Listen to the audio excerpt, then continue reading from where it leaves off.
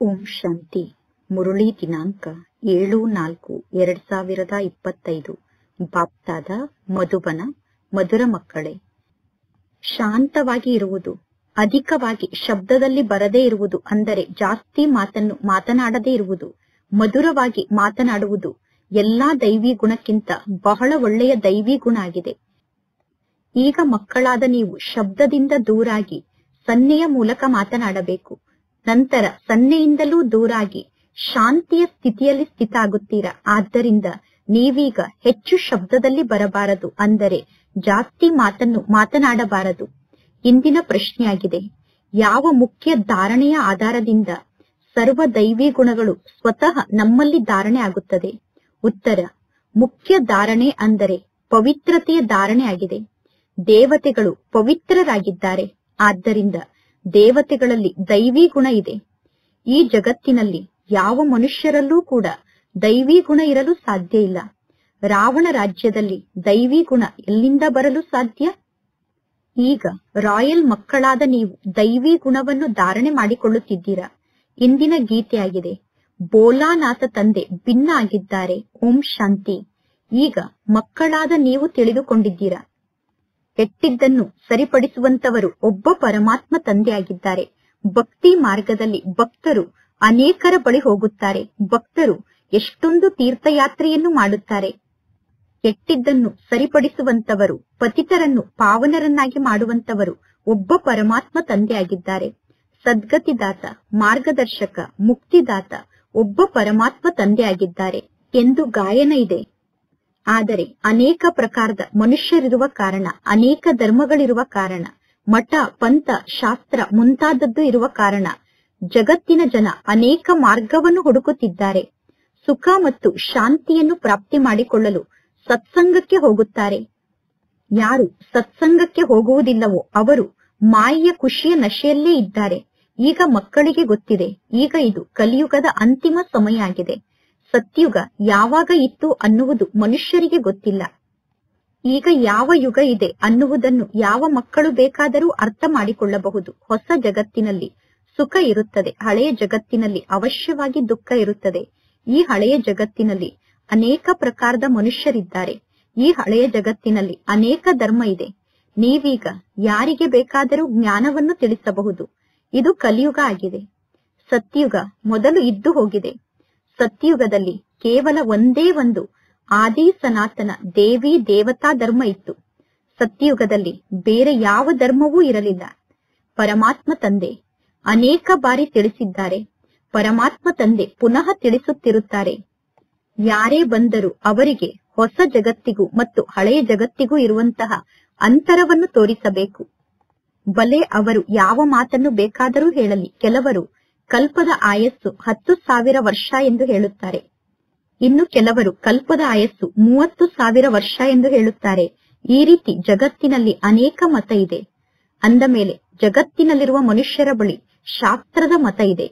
ಜಗತ್ತಿನಲ್ಲಿ ಅನೇಕ ಶಾಸ್ತ್ರಗಳಿದೆ. ಅಂದ ಮೇಲೆ ಅನೇಕ ಮತ ಮನುಷ್ಯರ ಜೀವನದಲ್ಲಿ ಇದೆ. ಅದೆಲ್ಲವೂ ಮನುಷ್ಯರ ಮತ ಆಗಿದೆ.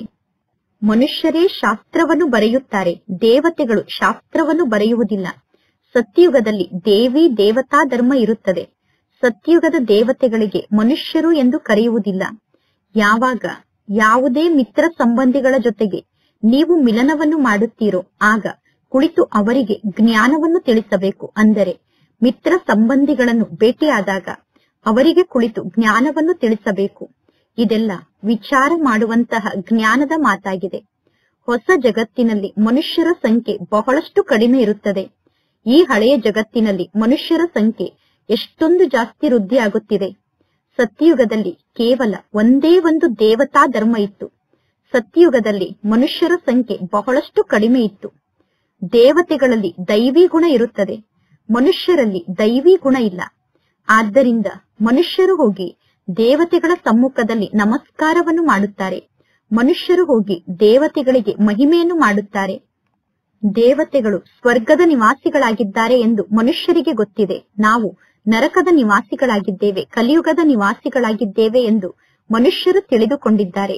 ಮನುಷ್ಯರಲ್ಲಿ ದೈವಿ ಗುಣ ಇರಲು ಸಾಧ್ಯ ಇಲ್ಲ.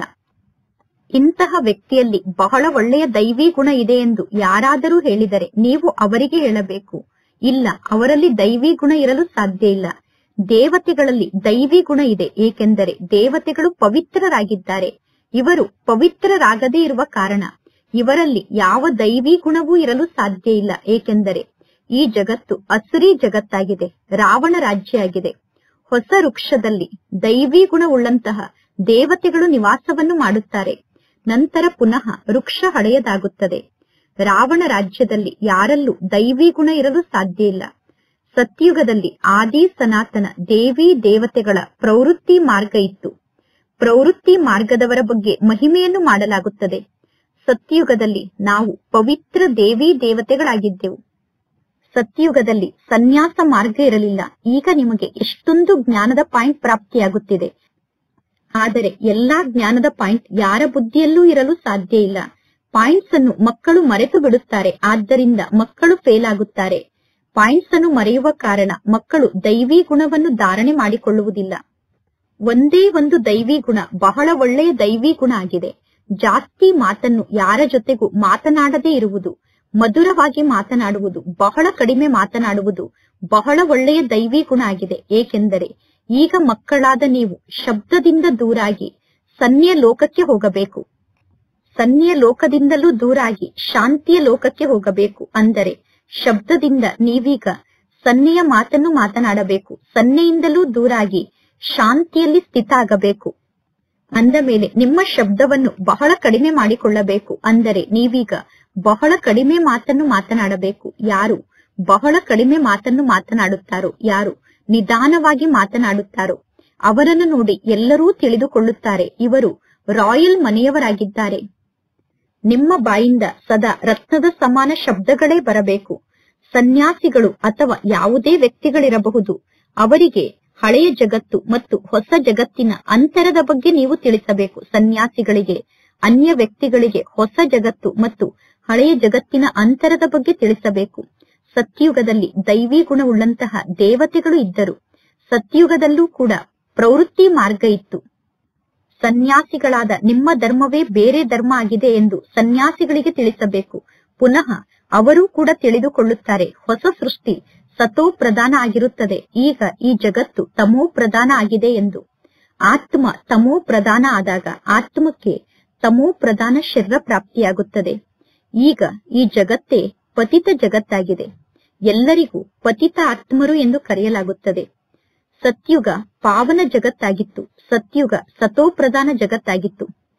ಅದೇ ಹೊಸ ಜಗತ್ತು ಪುನಃ ಹಳೆಯ ಜಗತ್ತಾಗುತ್ತದೆ. ಈ ಸಮಯದಲ್ಲಿ ಎಲ್ಲಾ ಮನುಷ್ಯರು ನಾಸ್ತಿಕರಾಗಿದ್ದಾರೆ. ಆದ್ದರಿಂದ ಜಗತ್ತಿನಲ್ಲಿ ಎಷ್ಟೊಂದು ಗಲಾಟೆ ನಡೆಯುತ್ತಿದೆ. ಮಾಲೀಕನ ಬಗ್ಗೆ ಅರ್ಥ ಮಾಡಿಕೊಳ್ಳದೇ ಇರುವ ಕಾರಣ ಪರಸ್ಪರ ಹೊಡೆದಾಡುತ್ತಿರುತ್ತಾರೆ, ಜಗಳವನ್ನು ಮಾಡುತ್ತಿರುತ್ತಾರೆ. ರಚಯಿತ ಮತ್ತು ರಚನೆಯ ಬಗ್ಗೆ ಅರ್ಥ ಮಾಡಿಕೊಂಡರೆ ನಿಮಗೆ ಆಸ್ತಿಕರು ಎಂದು ಕರೆಯಲಾಗುತ್ತದೆ. ಸನ್ಯಾಸ ಧರ್ಮದವರಿಗೆ ಹೊಸ ಜಗತ್ತಿನ ಬಗ್ಗೆ ಗೊತ್ತಿಲ್ಲ. ಸನ್ಯಾಸ ಧರ್ಮದವರಿಗೆ ಹೊಸ ಜಗತ್ತಾದ ಸತ್ಯುಗದ ಬಗ್ಗೆ ಗೊತ್ತಿರುವುದಿಲ್ಲ. ಅಂದ ಮೇಲೆ ಅವರು ಸತ್ಯುಗದಲ್ಲಿ ಬರುವುದಿಲ್ಲ. ಪರಮಾತ್ಮ ತಂದೆ ತಿಳಿಸಿದ್ದಾರೆ, ಈಗ ಎಲ್ಲಾ ಆತ್ಮರು ತಮೋ ಪ್ರಧಾನರಾಗಿದ್ದಾರೆ. ಪುನಃ ಆ ಎಲ್ಲಾ ಆತ್ಮರನ್ನು ಯಾರು ಸತೋ ಪ್ರಧಾನರನ್ನಾಗಿ ಮಾಡಬೇಕು? ಪರಮಾತ್ಮ ತಂದೆ ಮಾತ್ರ ಎಲ್ಲರನ್ನೂ ಸತೋ ಪ್ರಧಾನರನ್ನಾಗಿ ಮಾಡಲು ಸಾಧ್ಯ. ಸತೋ ಪ್ರಧಾನ ಜಗತ್ತಿನಲ್ಲಿ ಮನುಷ್ಯರ ಸಂಖ್ಯೆ ಬಹಳ ಕಡಿಮೆ ಇರುತ್ತದೆ. ಸತೋ ಪ್ರಧಾನ ಜಗತ್ತಿದ್ದಾಗ ಉಳಿದ ಎಲ್ಲಾ ಆತ್ಮರು ಮುಕ್ತಿಧಾಮದಲ್ಲಿ ನಿವಾಸವನ್ನು ಮಾಡುತ್ತಾರೆ. ಬ್ರಹ್ಮ ಮಹಾತತ್ವ ಎಂದು ಕರೆಯುತ್ತೇವೆ. ಬ್ರಹ್ಮಾಂಡದಲ್ಲಿ ಆತ್ಮರಾದ ನಾವು ನಿವಾಸವನ್ನು ಮಾಡುತ್ತೇವೆ. ಅದಕ್ಕೆ ಬ್ರಹ್ಮ ಮಹಾತತ್ವ ಅಥವಾ ಬ್ರಹ್ಮಾಂಡ ಎಂದು ಕರೆಯಲಾಗುತ್ತದೆ.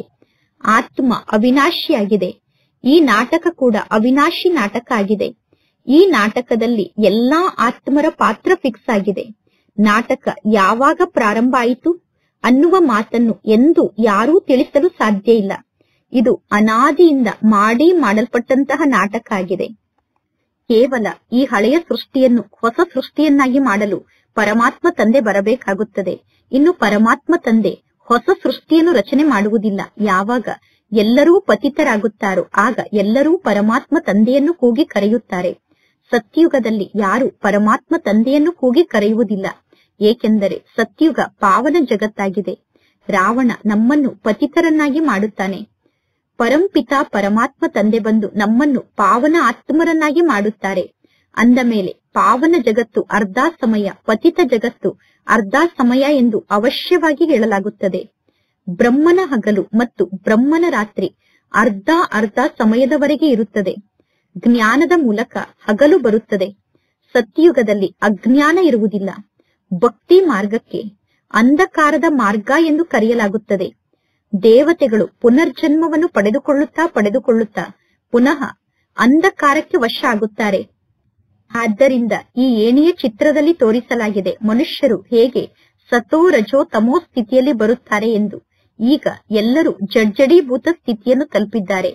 ಪರಮಾತ್ಮ ತಂದೆ ಬರುವುದೇ ಮಕ್ಕಳನ್ನು ಟ್ರಾನ್ಸ್ಫರ್ ಮಾಡುವುದಕ್ಕೋಸ್ಕರ, ಅಂದರೆ ಮನುಷ್ಯರನ್ನು ದೇವತೆಯನ್ನಾಗಿ ಮಾಡುವುದಕ್ಕೋಸ್ಕರ. ಯಾವಾಗ ದೇವತೆಗಳು ಇದ್ದರು ಆಗ ಅಸುರಿ ಗುಣವುಳ್ಳಂತಹ ಮನುಷ್ಯರು ಇರಲಿಲ್ಲ. ಈಗ ಈ ಸಮಯದಲ್ಲಿ ಅಸುರಿ ಗುಣವುಳ್ಳಂತಹ ಮನುಷ್ಯರು ಇದ್ದಾರೆ. ಅಂದ ಮೇಲೆ ಪುನಃ ನಮ್ಮನ್ನು ದೈವಿ ಗುಣವುಳ್ಳಂತಹ ದೇವತೆಯನ್ನಾಗಿ ಯಾರು ಮಾಡಲು ಸಾಧ್ಯ?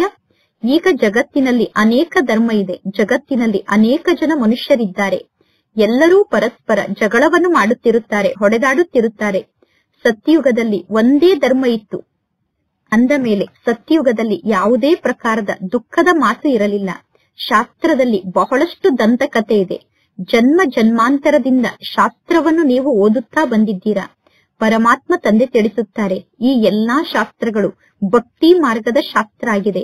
ಈ ಭಕ್ತಿ ಮಾರ್ಗದ ಶಾಸ್ತ್ರದ ಮೂಲಕ ಪರಮಾತ್ಮ ತಂದೆಯಾದ ನನ್ನನ್ನು ನೀವು ಪಡೆದುಕೊಳ್ಳಲು ಸಾಧ್ಯ ಇಲ್ಲ. ನಾನು ಸ್ವಯಂ ಒಮ್ಮೆ ಈ ಸೃಷ್ಟಿಗೆ ಬಂದು ಎಲ್ಲರಿಗೂ ಸದ್ಗತಿಯನ್ನು ನೀಡಬೇಕಾಗುತ್ತದೆ ಎಂದು ತಂದೆ ತಿಳಿಸುತ್ತಾರೆ.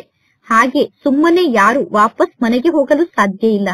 ಬಹಳಷ್ಟು ಧೈರ್ಯದಿಂದ ಕುಳಿತು ಜ್ಞಾನವನ್ನು ತಿಳಿಸಬೇಕು. ಗಲಾಟೆ ಕೂಡ ಆಗಬಾರದು. ಆ ರೀತಿ ಜ್ಞಾನವನ್ನು ತಿಳಿಸಬೇಕು. ಏಕೆಂದರೆ ಸನ್ಯಾಸಿಗಳಿಗೆ ತಮ್ಮದೇ ಆದಂತಹ ಅಹಂಕಾರ ಬಹಳಷ್ಟು ಜಾಸ್ತಿ ಇರುತ್ತದೆ. ಸನ್ಯಾಸಿಗಳಿಗೆ ಅಹಂಕಾರ ಬಹಳಷ್ಟು ಜಾಸ್ತಿ ಇರುತ್ತದೆ. ಸಾಧು ಸಂತರ ಜೊತೆಗೆ ಅವರ ಶಿಷ್ಯರೂ ಕೂಡ ಇರುತ್ತಾರೆ. ಸನ್ಯಾಸಿಗಳು ಜ್ಞಾನವನ್ನು ಸ್ವೀಕಾರ ಮಾಡಿದ ತಕ್ಷಣ ಅವರ ಶಿಷ್ಯರು ಹೇಳುತ್ತಾರೆ, ಈ ಬ್ರಹ್ಮ ಕುಮಾರಿಯರು ನಮ್ಮ ಗುರುಗಳಿಗೆ ಜಾದುವನ್ನು ಮಾಡಿಬಿಟ್ಟಿದ್ದಾರೆ ಎಂದು. ಯಾರು ಬುದ್ಧಿವಂತ ಮನುಷ್ಯರಾಗಿದ್ದಾರೋ ಅವರು ಹೇಳುತ್ತಾರೆ, ಈ ಜ್ಞಾನದ ಮಾತು ವಿಚಾರವನ್ನು ಮಾಡಲು ಯೋಗ್ಯವಾದಂತಹ ಮಾತಾಗಿದೆ ಎಂದು. ಮೇಳವನ್ನು ನೋಡಲು, ಪ್ರದರ್ಶನವನ್ನು ನೋಡಲು ಅನೇಕ ಪ್ರಕಾರದ ಮನುಷ್ಯರು ಬರುತ್ತಾರೆ. ಯಾರಾದರೂ ಪ್ರದರ್ಶನಕ್ಕೆ ಬಂದರೆ ನೀವು ಅವರಿಗೆ ಬಹಳಷ್ಟು ಧೈರ್ಯದಿಂದ ಜ್ಞಾನವನ್ನು ತಿಳಿಸಬೇಕು. ಹೇಗೆ ಬಾಬಾ ಬಹಳಷ್ಟು ಧೈರ್ಯದಿಂದ ಜ್ಞಾನವನ್ನು ತಿಳಿಸುತ್ತಿದ್ದಾರೋ ಅದೇ ರೀತಿ ಧೈರ್ಯವಾಗಿ ಜ್ಞಾನವನ್ನು ತಿಳಿಸಬೇಕು. ನೀವೀಗ ಬಹಳ ಜೋರಾಗಿ ಮಾತನಾಡಬಾರದು. ಪ್ರದರ್ಶನದಲ್ಲಿ ಬಹಳಷ್ಟು ಜನ ಒಟ್ಟಿಗೆ ಸೇರುತ್ತಾರೆ. ಯಾವಾಗ ಪ್ರದರ್ಶನದಲ್ಲಿ ಬಹಳಷ್ಟು ಜನ ಗುಂಪಾಗಿ ಸೇರುತ್ತಾರೋ ಆಗ ಪುನಃ ನೀವು ಹೇಳಬೇಕು, ನೀವು ನಮಗೆ ಸ್ವಲ್ಪ ಸಮಯವನ್ನು ಕೊಟ್ಟು ಏಕಾಂತದಲ್ಲಿ ಬಂದು ಜ್ಞಾನವನ್ನು ತಿಳಿದುಕೊಳ್ಳಿ. ನಾವು ನಿಮಗೆ ರಚಯಿತ ಮತ್ತು ರಚನೆಯ ರಹಸ್ಯವನ್ನು ತಿಳಿಸುತ್ತೇವೆ ಎಂದು. ರಚನೆಯ ಆದಿ ಮಧ್ಯ ಅಂತ್ಯದ ಜ್ಞಾನವನ್ನು ರಚಯಿತ ಆದಂತಹ ಪರಮಾತ್ಮ ತಂದೆ ಮಾತ್ರ ತಿಳಿಸಲು ಸಾಧ್ಯ.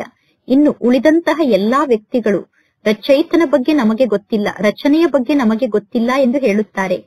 ಯಾವ ಮನುಷ್ಯರೂ ಕೂಡ ವಾಪಸ್ ಮನೆಗೆ ಹೋಗಲು ಸಾಧ್ಯ ಇಲ್ಲ. ಜ್ಞಾನದ ಮೂಲಕ ಸದ್ಗತಿ ಪ್ರಾಪ್ತಿಯಾಗುತ್ತದೆ. ಸದ್ಗತಿ ಪ್ರಾಪ್ತಿಯಾದ ನಂತರ ಪುನಃ ಜ್ಞಾನದ ಅವಶ್ಯಕತೆ ಇರುವುದಿಲ್ಲ. ಪರಮಾತ್ಮ ತಂದೆಯನ್ನು ಬಿಟ್ಟು ಈ ಜ್ಞಾನವನ್ನು ಬೇರೆ ಯಾರೂ ತಿಳಿಸಲು ಸಾಧ್ಯ ಇಲ್ಲ. ವಯಸ್ಸಾದಂತಹ ವೃದ್ಧರು ಕುಳಿತು ಈ ಜ್ಞಾನವನ್ನು ತಿಳಿಸಿದರೆ ಮನುಷ್ಯರು ತಿಳಿದುಕೊಳ್ಳುತ್ತಾರೆ, ಇವರು ಅನುಭವಿಗಳಾಗಿದ್ದಾರೆ, ಅವಶ್ಯವಾಗಿ ಇವರು ಬಹಳಷ್ಟು ಸತ್ಸಂಗಕ್ಕೆ ಹೋಗಿರಬಹುದು ಎಂದು. ಸಣ್ಣ ಮಕ್ಕಳು ಕುಳಿತು ಜ್ಞಾನವನ್ನು ತಿಳಿಸಿದರೆ ಈ ಮಕ್ಕಳಿಗೆ ಏನು ಗೊತ್ತು ಎಂದು ಜನ ತಿಳಿದುಕೊಳ್ಳುತ್ತಾರೆ. ಅಂದ ಮೇಲೆ ಇಂತಿಂತಹ ವೃದ್ಧರ ಪ್ರಭಾವ ಆಗುತ್ತದೆ. ಅಂದ ಮೇಲೆ ಯಾರು ವೃದ್ಧರಾಗಿದ್ದೀರೋ ಅವರು ಜ್ಞಾನವನ್ನು ತಿಳಿಸಬೇಕು. ಆಗ ವೃದ್ಧರ ಮಾತಿನ ಪ್ರಭಾವ ಅನ್ಯರ ಮೇಲೆ ಆಗುತ್ತದೆ. ಪರಮಾತ್ಮ ತಂದೆ ಒಮ್ಮೆ ಮಾತ್ರ ಈ ಸೃಷ್ಟಿಗೆ ಬಂದು ಜ್ಞಾನವನ್ನು ತಿಳಿಸುತ್ತಾರೆ. ಪರಮಾತ್ಮ ತಂದೆ ತಮೋ ಪ್ರಧಾನರಿಂದ ನಮ್ಮನ್ನು ಸತೋ ಪ್ರಧಾನರನ್ನಾಗಿ ಮಾಡುತ್ತಾರೆ. ಮಾತೆಯರು ಕುಳಿತು ಅವರಿಗೆ ಜ್ಞಾನವನ್ನು ತಿಳಿಸಿದರೆ ಅವರಿಗೂ ಕೂಡ ಖುಷಿಯಾಗುತ್ತದೆ. ಮಾತೆಯರು ಸನ್ಯಾಸಿಗಳಿಗೆ ಜ್ಞಾನವನ್ನು ತಿಳಿಸಿದರೆ ಸನ್ಯಾಸಿಗಳಿಗೂ ಕೂಡ ಖುಷಿಯಾಗುತ್ತದೆ. ನೀವು ಹೇಳಬೇಕು, ಜ್ಞಾನದ ಸಾಗರ ಆದಂತಹ ಪರಮಾತ್ಮ ತಂದೆ ಮಾತೆಯರಾದ ನಮಗೆ ಜ್ಞಾನದ ಕಳಶವನ್ನು ನೀಡಿದ್ದಾರೆ. ನಾವೀಗ ಪುನಃ ಅನ್ಯರಿಗೆ ಜ್ಞಾನದ ಕಳಶವನ್ನು ನೀಡುತ್ತೇವೆ. ನೀವು ಬಹಳಷ್ಟು ನಮ್ರತೆಯಿಂದ ಮಾತನಾಡಬೇಕು. ಪರಮಾತ್ಮ ಶಿವ ತಂದೆ ಜ್ಞಾನದ ಸಾಗರ ಆಗಿದ್ದಾರೆ. ಪರಮಾತ್ಮ ತಂದೆ ನಮಗೆ ಜ್ಞಾನವನ್ನು ತಿಳಿಸುತ್ತಾರೆ. ಪರಮಾತ್ಮ ತಂದೆ ತಿಳಿಸುತ್ತಾರೆ, ಮಾತೆಯರಾದ ನಿಮ್ಮ ಮೂಲಕ ಮುಕ್ತಿ ಮತ್ತು ಜೀವನ್ ಮುಕ್ತಿಯ ಗೇಟ್ ಅನ್ನು ನಾನು ಓಪನ್ ಮಾಡಿಸುತ್ತೇನೆ. ಮಾತೆಯರಾದ ನಿಮ್ಮನ್ನು ಬಿಟ್ಟು ಬೇರೆ ಯಾರು ಮುಕ್ತಿ ಮತ್ತು ಜೀವನ್ ಮುಕ್ತಿಯ ಗೇಟ್ ಅನ್ನು ತೆರೆಯಲು ಸಾಧ್ಯ ಇಲ್ಲ. ಈಗ ಪರಮಾತ್ಮ ತಂದೆಯ ಮೂಲಕ ನಾವು ಶಿಕ್ಷಣವನ್ನು ಕಲಿಯುತ್ತಿದ್ದೇವೆ. ನಮಗೆ ಯಾವ ಮನುಷ್ಯರು ಶಿಕ್ಷಣವನ್ನು ಕಲಿಸುತ್ತಿಲ್ಲ. ಜ್ಞಾನದ ಸಾಗರ ಒಬ್ಬ ಪರಂಪಿತ ಪರಮಾತ್ಮ ತಂದೆಯಾಗಿದ್ದಾರೆ. ಉಳಿದವರೆಲ್ಲ ಭಕ್ತಿಯ ಸಾಗರರಾಗಿದ್ದಾರೆ. ಎಲ್ಲರ ಬಳಿ ಭಕ್ತಿಯ ಅಧಿಕಾರ ಇದೆ, ಜ್ಞಾನದ ಅಧಿಕಾರ ಯಾರ ಬಳಿಯೂ ಇಲ್ಲ. ಜ್ಞಾನದ ಅಧಿಕಾರ ಕೇವಲ ಒಬ್ಬ ಪರಮಾತ್ಮ ತಂದೆಯ ಬಳಿ ಇದೆ. ಪರಮಾತ್ಮ ತಂದೆ ಮಾತ್ರ ಜ್ಞಾನಕ್ಕೆ ಅಧಿಕಾರಿಯಾಗಿದ್ದಾರೆ. ಆದ್ದರಿಂದ ಆ ಒಬ್ಬ ಪರಮಾತ್ಮ ತಂದೆಗೆ ಮಹಿಮೆಯನ್ನು ಮಾಡುತ್ತೇವೆ. ಆ ಒಬ್ಬ ಪರಮಾತ್ಮ ತಂದೆ ಸರ್ವಶ್ರೇಷ್ಠ ತಂದೆಯಾಗಿದ್ದಾರೆ. ಆ ಒಬ್ಬ ಪರಮಾತ್ಮ ತಂದೆಯನ್ನೇ ನಾವು ಒಪ್ಪಿಕೊಳ್ಳುತ್ತೇವೆ. ಅಂದರೆ ಒಬ್ಬ ಪರಮಾತ್ಮ ತಂದೆಗೆ ನಾವು ಮಾನ್ಯತೆಯನ್ನು ನೀಡುತ್ತೇವೆ. ಆ ಪರಮಾತ್ಮ ತಂದೆ ಬ್ರಹ್ಮನ ತನುವಿನ ಮೂಲಕ ನಮಗೆ ಜ್ಞಾನದ ಶಿಕ್ಷಣವನ್ನು ಕಲಿಸುತ್ತಿದ್ದಾರೆ. ಆದ್ದರಿಂದ ಬ್ರಹ್ಮ ಕುಮಾರ್ ಮತ್ತು ಬ್ರಹ್ಮ ಕುಮಾರಿಯರ ಬಗ್ಗೆ ಗಾಯನ ಇದೆ. ಈ ರೀತಿ ಬಹಳಷ್ಟು ಮಧುರ ರೂಪದಲ್ಲಿ ನೀವು ಕುಳಿತು ಜ್ಞಾನವನ್ನು ತಿಳಿಸಬೇಕು. ಬಲೆ ಅವರು ಎಷ್ಟು ಜಾಸ್ತಿ ಶಿಕ್ಷಣವನ್ನು ಬೇಕಾದರೂ ಕಲಿತಿರಬಹುದು. ಜಗತ್ತಿನ ಜನ ಅನೇಕ ಪ್ರಶ್ನೆಯನ್ನು ಕೇಳುತ್ತಾರೆ. ಜನರಿಗೆ ಮೊದಲು ಪರಮಾತ್ಮ ತಂದೆಯ ಬಗ್ಗೆ ನಿಶ್ಚಯವನ್ನು ಧಾರಣೆ ಮಾಡಿಸಬೇಕು. ಪರಮಾತ್ಮ ತಂದೆ ರಚಯಿತ ಆಗಿದ್ದಾರೋ ಅಥವಾ ಇಲ್ಲವೋ ಅನ್ನುವ ಮಾತನ್ನು ಮೊದಲು ತಿಳಿದುಕೊಳ್ಳಿ ಎಂದು ನೀವು ಅವರಿಗೆ ಹೇಳಬೇಕು. ಸರ್ವರ ರಚಯಿತ ಒಬ್ಬ ಪರಮಾತ್ಮ ಶಿವತಂದೆ ಆಗಿದ್ದಾರೆ. ಆ ಶಿವತಂದೆ ಜ್ಞಾನದ ಸಾಗರ ಆಗಿದ್ದಾರೆ. ಪರಮಾತ್ಮ ತಂದೆ ತಂದೆ ಶಿಕ್ಷಕ ಸದ್ಗುರು ಆಗಿದ್ದಾರೆ. ಮೊದಲು ಪರಮಾತ್ಮ ತಂದೆ ರಚಯಿತ ಆಗಿದ್ದಾರೆ. ರಚಯಿತ ಆದಂತಹ ಪರಮಾತ್ಮ ತಂದೆ ರಚನೆಯ ಆದಿ ಮಧ್ಯ ಅಂತ್ಯದ ಜ್ಞಾನವನ್ನು ನೀಡುತ್ತಿದ್ದಾರೆ ಅನ್ನುವ ಮಾತಿನ ನಿಶ್ಚಯ ಬುದ್ಧಿಯಲ್ಲಿ ಮೊದಲು ಧಾರಣೆ ಆಗಬೇಕು. ಪರಮಾತ್ಮ ತಂದೆ ನಮಗೆ ಜ್ಞಾನವನ್ನು ತಿಳಿಸುತ್ತಿದ್ದಾರೆ ಅಂದ ಮೇಲೆ ಅವಶ್ಯವಾಗಿ ಪರಮಾತ್ಮ ತಂದೆ ಸತ್ಯವಾದ ಮಾತನ್ನೇ ಹೇಳುತ್ತಾರೆ. ಅಂದರೆ ಸರಿಯಾದ ಜ್ಞಾನದ ಮಾತನ್ನೇ ತಿಳಿಸುತ್ತಾರೆ. ಅಂದ ಮೇಲೆ ಪುನಃ ನಮ್ಮ ಮನಸ್ಸಿನಲ್ಲಿ ಯಾವ ಪ್ರಶ್ನೆಯೂ ಉತ್ಪನ್ನ ಆಗಲು ಸಾಧ್ಯ ಇಲ್ಲ. ಪರಮಾತ್ಮ ತಂದೆ ಸಂಗಮ ಯುಗದಲ್ಲೇ ಬರುತ್ತಾರೆ. ಪರಮಾತ್ಮ ತಂದೆ ಕೇವಲ ತಿಳಿಸುತ್ತಾರೆ, ಮಕ್ಕಳೇ, ತಂದೆಯಾದ ನನ್ನನ್ನು ನೀವು ನೆನಪು ಮಾಡಿ, ಆಗ ನಿಮ್ಮ ಪಾಪ ಭಸ್ಮ ಆಗುತ್ತದೆ. ಪತಿತರನ್ನು ಪಾವನರನ್ನಾಗಿ ಮಾಡುವುದೇ ನನ್ನ ಕೆಲಸ ಆಗಿದೆ ಎಂದು ಪರಮಾತ್ಮ ತಂದೆ ತಿಳಿಸುತ್ತಾರೆ. ಈಗ ಈ ಜಗತ್ತು ತಮೋ ಪ್ರಧಾನ ಜಗತ್ತಾಗಿದೆ. ಪತಿತ ಪಾವನ ಪರಮಾತ್ಮ ತಂದೆಯನ್ನು ಬಿಟ್ಟು ಬೇರೆ ಯಾರ ಮೂಲಕವೂ ಜೀವನ್ ಮುಕ್ತಿ ಪ್ರಾಪ್ತಿಯಾಗಲು ಸಾಧ್ಯ ಇಲ್ಲ. ಈಗ ಎಲ್ಲರೂ ಗಂಗಾ ನದಿಯಲ್ಲಿ ಸ್ನಾನವನ್ನು ಮಾಡಲು ಹೋಗುತ್ತಾರೆ. ಎಲ್ಲರೂ ಗಂಗಾ ಸ್ನಾನವನ್ನು ಮಾಡುತ್ತಿದ್ದಾರೆ ಅಂದ ಮೇಲೆ ಎಲ್ಲರೂ ಪತಿತರಾಗಿದ್ದಾರೆ. ಗಂಗಾ ಸ್ನಾನವನ್ನು ಮಾಡಿ ಎಂದು ನಾನು ಎಂದೂ ಹೇಳುವುದಿಲ್ಲ ಎಂದು ಪರಮಾತ್ಮ ತಂದೆ ತಿಳಿಸುತ್ತಾರೆ. ನೀವು ಹೋಗಿ ಗಂಗಾ ನದಿಯಲ್ಲಿ ಸ್ನಾನವನ್ನು ಮಾಡಿ ಎಂದು ನಿಮಗೆ ಪರಮಾತ್ಮ ತಂದೆ ಎಂದೂ ತಿಳಿಸುವುದಿಲ್ಲ. ತಂದೆಯಾದ ನಾನು ಹೇಳುತ್ತೇನೆ, ತಂದೆಯಾದ ನನ್ನೊಬ್ಬನನ್ನೇ ನೀವು ನೆನಪು ಮಾಡಿ. ಸರ್ವ ಪ್ರಿಯತಮೆಯರಿಗೂ ಪ್ರಿಯತಮ ಒಬ್ಬ ಪರಮಾತ್ಮ ತಂದೆಯಾಗಿದ್ದಾರೆ. ಎಲ್ಲರೂ ಪ್ರಿಯತಮನನ್ನು ನೆನಪು ಮಾಡುತ್ತಾರೆ. ರಚನೆಗೆ ರಚಯಿತ ಒಬ್ಬ ತಂದೆಯಾಗಿದ್ದಾರೆ. ಸಂಪೂರ್ಣ ರಚನೆಗೆ ರಚಯಿತ ಒಬ್ಬ ಪರಮಾತ್ಮ ತಂದೆಯಾಗಿದ್ದಾರೆ. ಆ ಪರಮಾತ್ಮ ತಂದೆ ತಿಳಿಸುತ್ತಾರೆ, ಆತ್ಮ ಅಭಿಮಾನಿಗಳಾಗಿ ತಂದೆಯಾದ ನನ್ನನ್ನು ನೀವು ನೆನಪು ಮಾಡಿ. ಆಗ ಈ ಯೋಗದ ಅಗ್ನಿಯ ಮೂಲಕ ನಿಮ್ಮ ವಿಕರ್ಮ ವಿನಾಶ ಆಗುತ್ತದೆ. ಈ ಸಮಯದಲ್ಲಿ ಪರಮಾತ್ಮ ತಂದೆ ನಮಗೆ ಯೋಗವನ್ನು ಕಲಿಸುತ್ತಿದ್ದಾರೆ. ಈಗ ಈ ಹಳೆಯ ಜಗತ್ತು ಪರಿವರ್ತನೆ ಆಗುತ್ತಿದೆ. ಹಳೆಯ ಜಗತ್ತು ಪರಿವರ್ತನೆ ಆಗುವ ಸಮಯ ಬಂದಾಗ ಪರಮಾತ್ಮ ತಂದೆ ನಮಗೆ ಯೋಗವನ್ನು ಕಲಿಸುತ್ತಾರೆ. ವಿನಾಶ ಸಮ್ಮುಖದಲ್ಲೇ ನಿಂತಿದೆ. ಈಗ ನಾವು ದೇವತೆಗಳಾಗುತ್ತಿದ್ದೇವೆ. ಪರಮಾತ್ಮ ತಂದೆ ಎಷ್ಟು ಸಹಜ ರೂಪದಲ್ಲಿ ಜ್ಞಾನವನ್ನು ತಿಳಿಸುತ್ತಾರೆ. ಮಕ್ಕಳು ತಂದೆಯ ಸಮ್ಮುಖದಲ್ಲಿ ಕುಳಿತು ಜ್ಞಾನವನ್ನು ಕೇಳುತ್ತಾರೆ. ಆದರೆ ಎಲ್ಲರೂ ಏಕರಸವಾಗಿ ಜ್ಞಾನವನ್ನು ಕೇಳಲು ಸಾಧ್ಯ ಇಲ್ಲ. ಬುದ್ಧಿ ಬೇರೆ ಬೇರೆ ಕಡೆ ಅಲೆದಾಡುತ್ತಿರುತ್ತದೆ. ಭಕ್ತಿ ಮಾರ್ಗದಲ್ಲೂ ಕೂಡ ಇದೇ ರೀತಿ ಆಗುತ್ತದೆ. ಪರಮಾತ್ಮ ತಂದೆಯನ್ನು ನೆನಪು ಮಾಡದೇ ಇರುವ ಕಾರಣ ಇಡೀ ದಿನ ವ್ಯರ್ಥ ಆಗುತ್ತದೆ. ಇನ್ನು ತಂದೆಯನ್ನು ನೆನಪು ಮಾಡುವುದಕ್ಕೋಸ್ಕರ ಯಾವ ಸಮಯವನ್ನು ಫಿಕ್ಸ್ ಮಾಡಿಕೊಳ್ಳುತ್ತೀರೋ ಆ ಸಮಯದಲ್ಲೂ ಕೂಡ ಬುದ್ಧಿ ಬೇರೆ ಬೇರೆ ಕಡೆ ಅಲೆದಾಡುತ್ತಿರುತ್ತದೆ. ಎಲ್ಲರ ಪರಿಸ್ಥಿತಿಯು ಇದೇ ರೀತಿ ಆಗುತ್ತದೆ. ಏಕೆಂದರೆ ಇಲ್ಲಿ ಮಾಯೆ ಇದೆ. ಕೆಲವು ಮಕ್ಕಳು ಪರಮಾತ್ಮ ತಂದೆಯ ಸಮ್ಮುಖದಲ್ಲಿ ಕುಳಿತು ಧ್ಯಾನಕ್ಕೆ ಹೋಗಿ ಸಾಕ್ಷಾತ್ಕಾರವನ್ನು ಮಾಡಿಕೊಳ್ಳಲು ಪ್ರಾರಂಭ ಮಾಡುತ್ತಾರೆ. ನೀವು ಧ್ಯಾನದಲ್ಲಿ ಹೋಗಿ ಸಾಕ್ಷಾತ್ಕಾರವನ್ನು ಮಾಡಿಕೊಳ್ಳುವುದೂ ಕೂಡ ಸಮಯವನ್ನು ವ್ಯರ್ಥವಾಗಿ ಕಳೆಯುವುದೇ ಆಗಿದೆ. ಅಂದರೆ ಧ್ಯಾನದ ಮೂಲಕ ನಿಮ್ಮ ಸಮಯ ವ್ಯರ್ಥ ಆಗುತ್ತದೆ.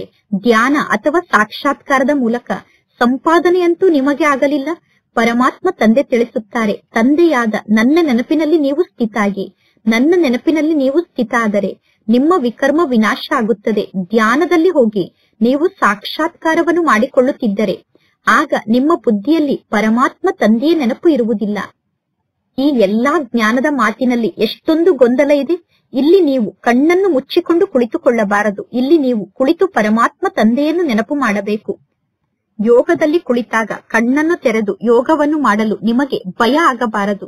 ಕಣ್ಣು ತೆರೆದಿರಬೇಕು. ಕಣ್ಣನ್ನು ತೆರೆದೇ ನೀವು ಯೋಗವನ್ನು ಮಾಡಬೇಕು.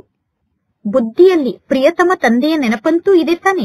ಕಣ್ಣನ್ನು ಮುಚ್ಚಿಕೊಂಡು ಕುಳಿತುಕೊಳ್ಳುವಂತಹ ಕಾಯಿದೆ ಇಲ್ಲಿ ಇಲ್ಲ. ಅಂದರೆ ಇಲ್ಲಿ ಕಣ್ಣನ್ನು ಮುಚ್ಚಿಕೊಂಡು ಕುಳಿತುಕೊಳ್ಳಬಾರದು. ಪರಮಾತ್ಮ ತಂದೆ ತಿಳಿಸುತ್ತಾರೆ, ನನ್ನ ನೆನಪಿನಲ್ಲಿ ನೀವು ಕುಳಿತುಕೊಳ್ಳಿ.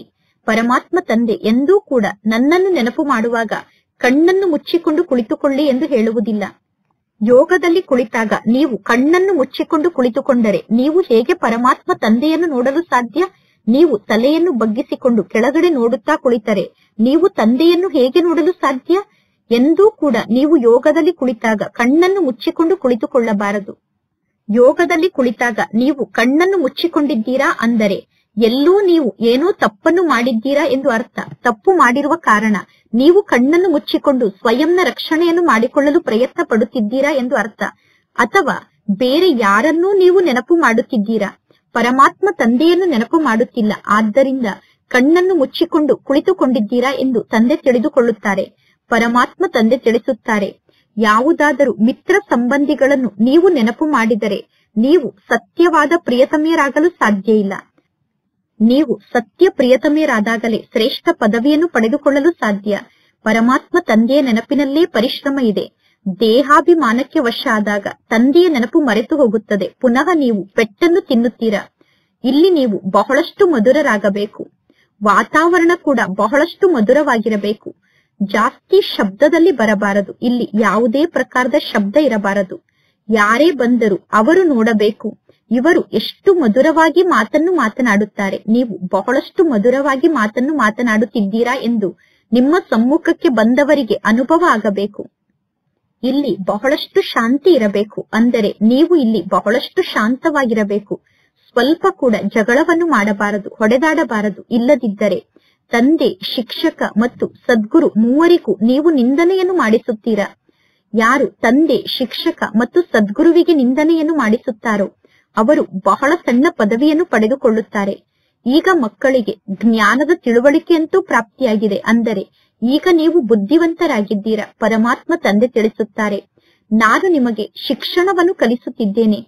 ಶ್ರೇಷ್ಠ ಪದವಿಯನ್ನು ಪಡೆದುಕೊಳ್ಳುವುದಕ್ಕೋಸ್ಕರ ನೀವು ಪರಮಾತ್ಮ ತಂದೆಯ ಮೂಲಕ ಶಿಕ್ಷಣವನ್ನು ಕಲಿಯುತ್ತಿದ್ದೀರಾ. ನೀವೀಗ ಈ ಜ್ಞಾನದ ಶಿಕ್ಷಣವನ್ನು ಕಲಿತು ಅನ್ಯರಿಗೆ ಶಿಕ್ಷಣವನ್ನು ಕಲಿಸಬೇಕು. ನೀವು ಸ್ವಯಂ ಅರ್ಥ ಮಾಡಿಕೊಳ್ಳಬಹುದು, ನಾನು ಯಾರಿಗೂ ಜ್ಞಾನವನ್ನು ತಿಳಿಸದೇ ಇದ್ದರೆ ನಾನು ಯಾವ ಪದವಿಯನ್ನು ಪಡೆದುಕೊಳ್ಳುತ್ತೇನೆ ಎಂದು. ಪ್ರಜೆಗಳನ್ನು ತಯಾರು ಮಾಡಿಕೊಳ್ಳದೇ ಇದ್ದರೆ ನಾನು ಯಾವ ಪದವಿಯನ್ನು ಪಡೆದುಕೊಳ್ಳುತ್ತೇನೆ? ಯೋಗವನ್ನು ಮಾಡುತ್ತಿಲ್ಲ ಅಂದರೆ ಯೋಗ ಇಲ್ಲ, ಜ್ಞಾನ ಇಲ್ಲ ಅಂದ ಮೇಲೆ ಯಾರು ಚೆನ್ನಾಗಿ ಓದಿದ್ದಾರೋ ನಾನು ಹೋಗಿ ಅವರ ಸಮ್ಮುಖದಲ್ಲಿ ಅವರ ಸೇವೆಯನ್ನು ಮಾಡಬೇಕಾಗುತ್ತದೆ. ಅಂದ ಮೇಲೆ ಸ್ವಯಂ ಅನ್ನು ನೋಡಿಕೊಳ್ಳಬೇಕು. ಈ ಸಮಯದಲ್ಲಿ ನಾನು ಫೇಲ್ ಆದರೆ ನಾನು ಕಡಿಮೆ ಪದವಿಯನ್ನು ಪಡೆದುಕೊಳ್ಳುತ್ತೇನೆ. ಈಗ ಕಡಿಮೆ ಪದವಿಯನ್ನು ಪಡೆದುಕೊಂಡರೆ ಕಲ್ಪಾಂತರಕ್ಕೋಸ್ಕರ ನನ್ನ ಪದವಿ ಕಡಿಮೆ ಆಗಿ ಬಿಡುತ್ತದೆ. ಮಕ್ಕಳಿಗೆ ಜ್ಞಾನವನ್ನು ತಿಳಿಸುವುದು ತಂದೆಯ ಕರ್ತವ್ಯ ಆಗಿದೆ. ಇಲ್ಲದಿದ್ದರೆ ತಂದೆ ಕೂಡ ತಿಳಿದುಕೊಳ್ಳುತ್ತಾರೆ ಈ ಮಕ್ಕಳು ಸ್ವಯಂನ ಪದವಿಯನ್ನು ಭ್ರಷ್ಟ ಮಾಡಿಕೊಳ್ಳುತ್ತಾರೆ ಎಂದು. ಅಂದ ಮೇಲೆ ಅನ್ಯರಿಗೆ